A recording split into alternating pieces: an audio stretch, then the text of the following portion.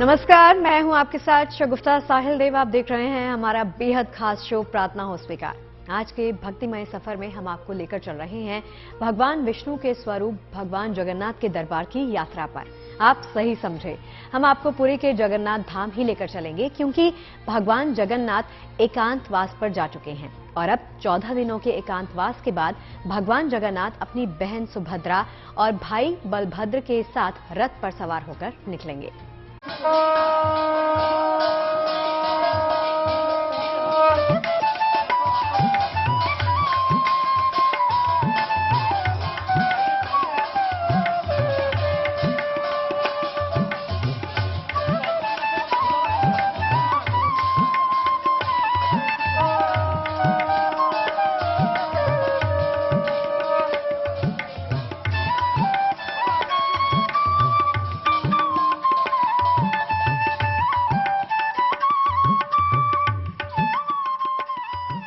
इस धरती पर इंसान को सही मार्ग दिखाने के लिए हर युग में प्रभु ने अवतार लिया है और कई रूपों में आकर इंसान को मोक्ष की ओर ले गए हैं। ईश्वर का ऐसा ही एक रूप है भगवान जगन्नाथ का। आज हम आपको भगवान जगन्नाथ के विषय में बताएंगे और उनकी महिमा का गुणगान करेंगे।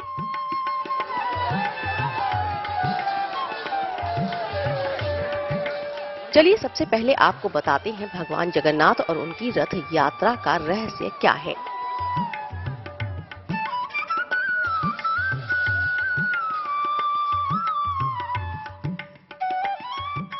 भगवान जगन्नाथ की लीला भूमि पुरी है। पुरी को पुरुषोत्तम पुरी भी कहते हैं। राधा और कृष्ण की युगल मूर्ति के प्रतीक हैं श्री जगन्नाथ। श्री कृष्ण भी उनका एक अंश हैं।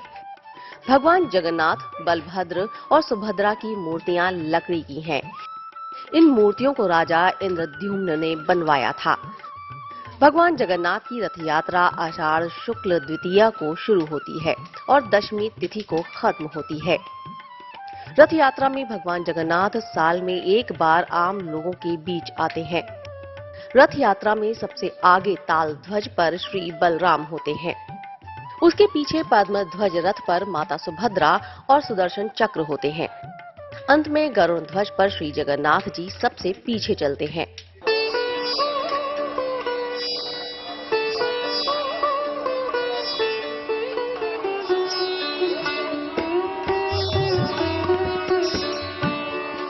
श्री जगन्नाथ जब अपने भक्तों के बीच होते हैं तो भक्ति अपने चरम पर होती है। उनके दर्शनों के लिए लाखों लोग जगन्नाथपुरी पहुंचते हैं।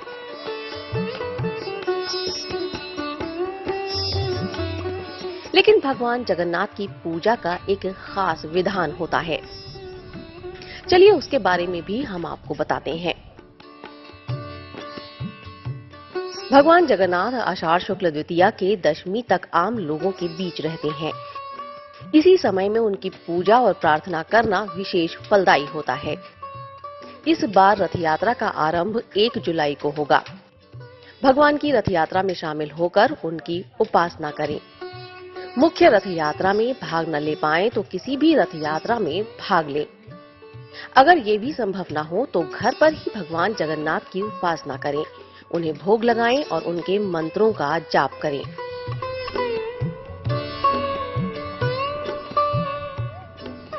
भगवान जगन्नाथ की पूजा उपासना के कुछ खास प्रयोग भी होते हैं, जिनके जरिए आप उन्हें खुश करके अपनी मनोकामना को पूर्ण कर सकते हैं। चलिए आपको बताते हैं।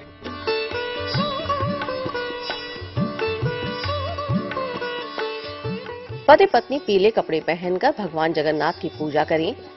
भगवान जगन्नाथ को मालपुए का भोग लगाएं। इसके बाद संतान गोपाल मंत्र का जाप करें। संतान प्राप्ति की प्रार्थना करें। एक ही मालपुए के 2 हिस्से करें और पति पत्नी मिलकर खाएं।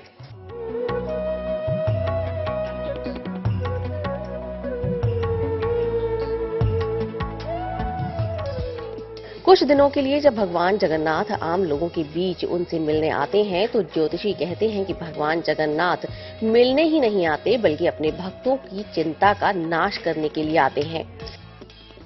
इसलिए अगर आपके परिवार में प्रेम कम हो रहा हो तो भगवान जगन्नाथ, सुभद्रा और बलभद्र के चित्र या मूर्ति स्थापित करें। उनको फूलों से सजाएं और उनके समक्ष घी का दीपक जलाएं। इसके बाद सभी लोग मिलकर हरि बोल का कीर्तन करें, फिर साथ में मिलकर प्रसाद ग्रहण करें। अगर आपको कर्ज से जुड़ी परेशानी हो तो उसके लिए भी खास उपाय है। हर रोज सुबह लाल कपड़े पहनकर सूर्य को जल अर्पित करें। इसके बाद ओम मित्राय नमः का 108 बार जाप करें। लाल चंदन का तिलक लगाएं।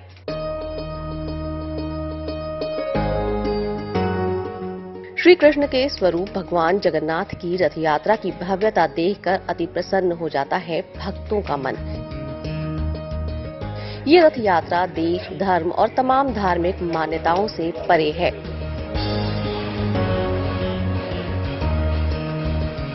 भगवान जगन्नाथ की भक्ति में डूबे भक्त कीर्तन करते हुए पुरी से निकलते हैं। मान्यता ये भी है कि भगवान जगन्नाथ की रथ यात्रा का पुण्य 1000 यज्ञों के बराबर होता है। 10 दिन में इस महोत्सव के प्रताप से इंसान जिंदगी की तमाम समस्याएं भी हल कर लेता है।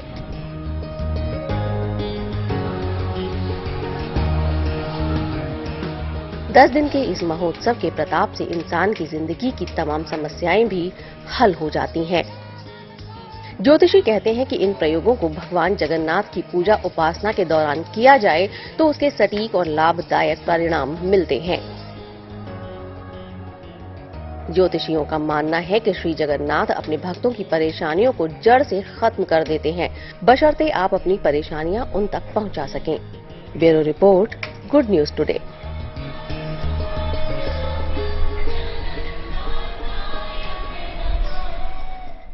अच्छा, अगर मैं आपसे ये पूछूं कि क्या कभी भगवान भी बीमार हो सकते हैं, आप कहेंगे नहीं। लेकिन पुरी के भगवान जगन्नाथ धाम से परमेश्वर की एक ऐसी ही कथा जुड़ती है जिसका उपचार सहस्त्र धारा स्नान से हुआ था। कहते हैं कि इस परंपरा में 108 घड़ों के जल से भगवान जगन्नाथ का जलाभिषेक किया जाता है। कथा ये है कि जगन्नाथ जी ने पहली बार जब पूर्णिमा पर स्नान किया तो वो बीमार हो गए थे। तब वो 14 दिनों तक एकांत में रहे और जड़ी बूटियों से उनका उपचार भी किया गया। 15वें दिन उन्होंने सबको दर्शन दिए। तब से हर साल रथ यात्रा से पहले ये घटना दोहराई जरूर जाती है।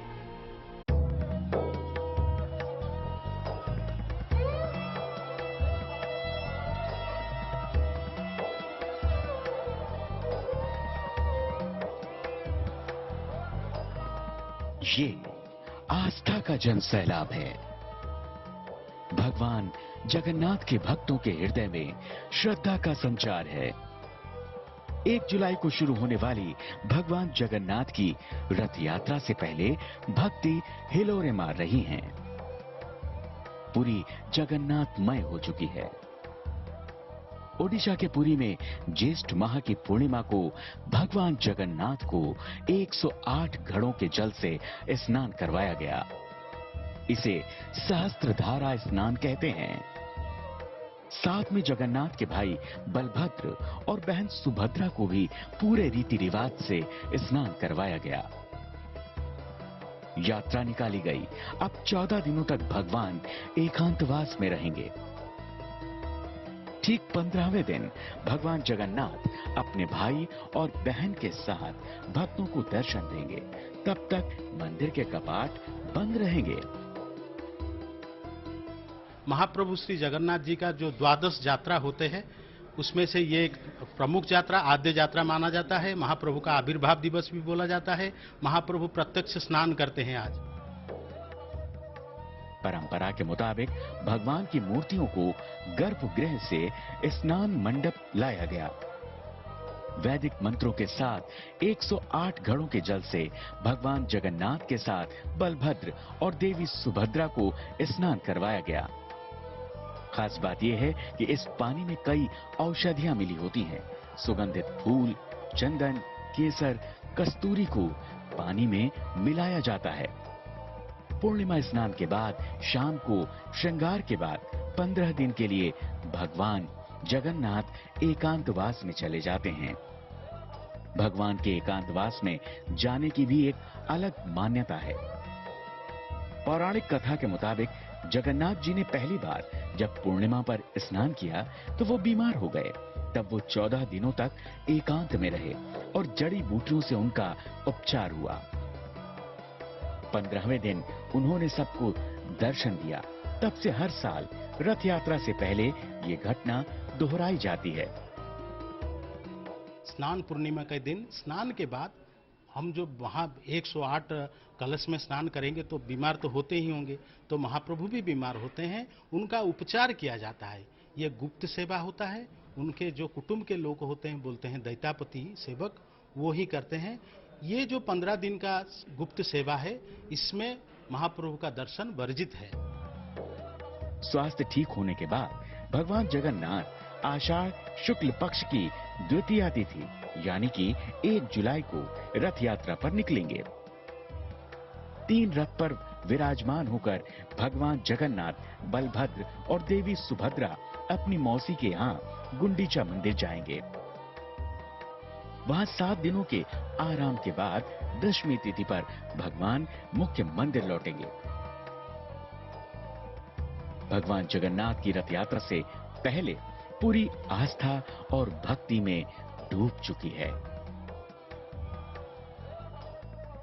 Bureau report, good news today. तो भगवान जगन्नाथ की रथ यात्रा जितनी पारंपरिक है, उससे भी ज्यादा भगवान का धाम चमत्कारी है। आज भी ऐसे ही तमाम रहस्य और चमत्कार इस धाम में दिख जाते हैं, जिसके आगे विज्ञान भी नतमस्तक हो जाता है।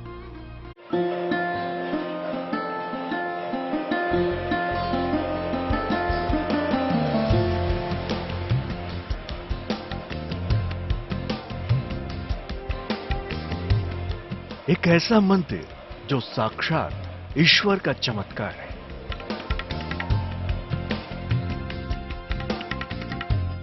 उसके आगे विज्ञान के सारे नियम फेल हो जाते हैं। यह ओडिशा के पुरी में बना भगवान जगन्नाथ का मंदिर।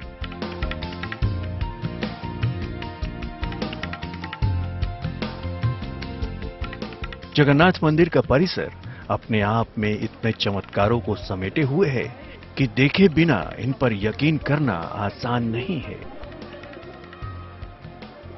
यह मंदिर हिंदुओं के 4 प्रमुख धामों में से एक है। मान्यता है कि यहां पर भगवान श्री कृष्ण अपने बड़े भाई बलराम और बहन सुभद्रा के साथ विराजते हैं। इस मंदिर के आध्यात्मिक चमत्कारों के अलावा यहां की वास्तुकला के अजूबे भी कम नहीं हैं। हवा की उल्टी दिशा में लहराता है मंदिर का ध्वज।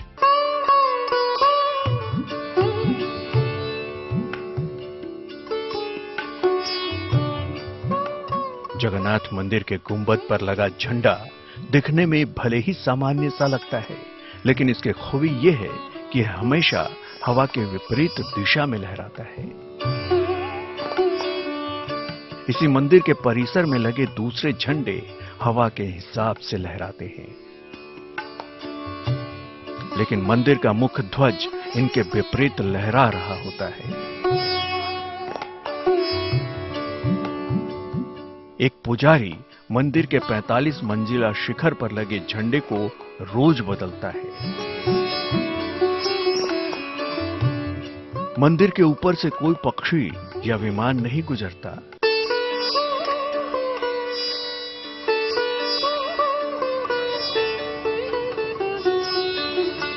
जगन्नाथ मंदिर के ऊपर से किसी पक्षी को उड़ते हुए आज तक नहीं देखा गया है। इसी तरह विमान भी मंदिर के ऊपर से उड़कर नहीं निकल पाते। यहां से गुजरने वाला विमान खुद ब खुद कुछ डिग्री मुड़ जाता है। यहां तक कि मंदिर के ऊपर जब ड्रोन कैमरे उड़ाने की कोशिश की जाती है तो वो भी मुख्य गुंबद के पास पहुंचने से थोड़ा पहले ही दूसरी दिशा में मुड़ जाते हैं। माना जाता है कि मंदिर के गर्भगृह का चुंबकीय क्षेत्र इतना शक्तिशाली है कि कोई भी इसे पार करके निकल नहीं सकता।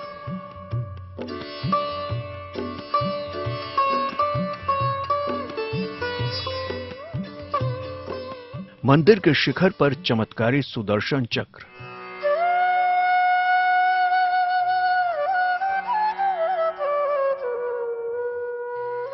जगन्नाथ मंदिर के शिखर पर एक सुदर्शन चक्र लगा हुआ है। इसकी खूबी है कि इसे कोई भी कोने से खड़े होकर देखे तो ऐसा लगता है कि मानो उसका मुंह आपकी तरफ है। मंदिर का ध्वज और सुदर्शन चक्र पूरी शहर के हर कोने से साफ साफ दिखाई देता है। दिन के किसी भी समय जगन्नाथ मंदिर के मुख्य शिखर की परछाई जमीन पर नहीं पड़ती।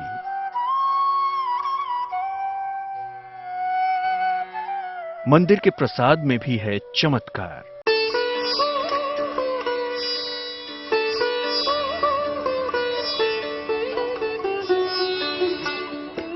जगन्नाथ मंदिर की रसोई में प्रसाद पकाने के लिए 7 बर्तन एक दूसरे पर रखे जाते हैं।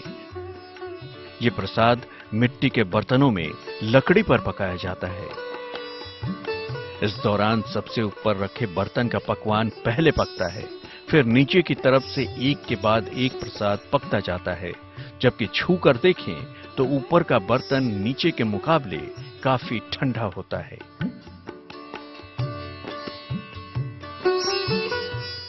मंदिर में हर दिन बनने वाला प्रसाद भक्तों के लिए कभी कम नहीं पड़ता। साथ ही मंदिर के पट बंद होते ही प्रसाद भी खत्म हो जाता है। प्रसाद के तौर पर बनने वाले अनाज का एक भी दाना बर्बाद नहीं होता है।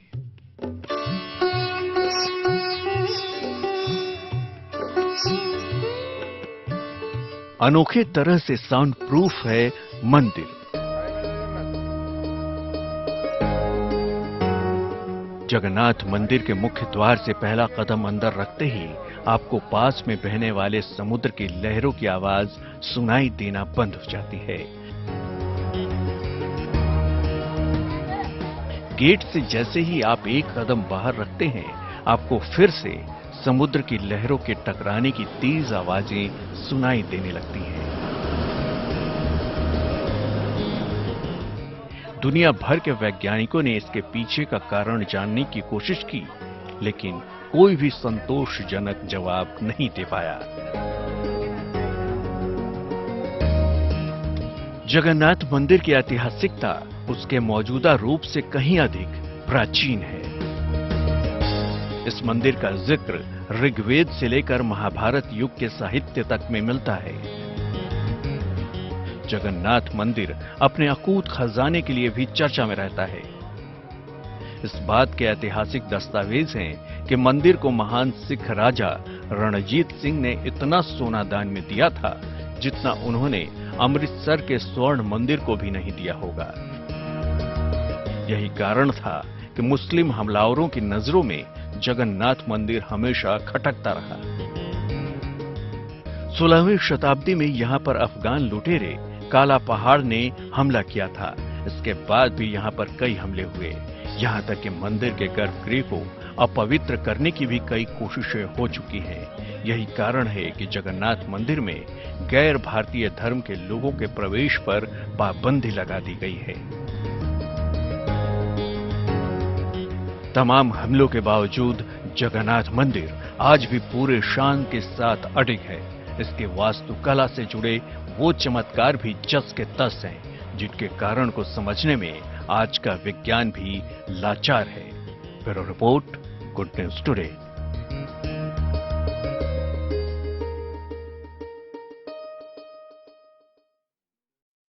तो भगवान जगन्नाथ के चमत्कारी धाम से निकलकर अब जान लेते हैं आज का धर्म सूत्र।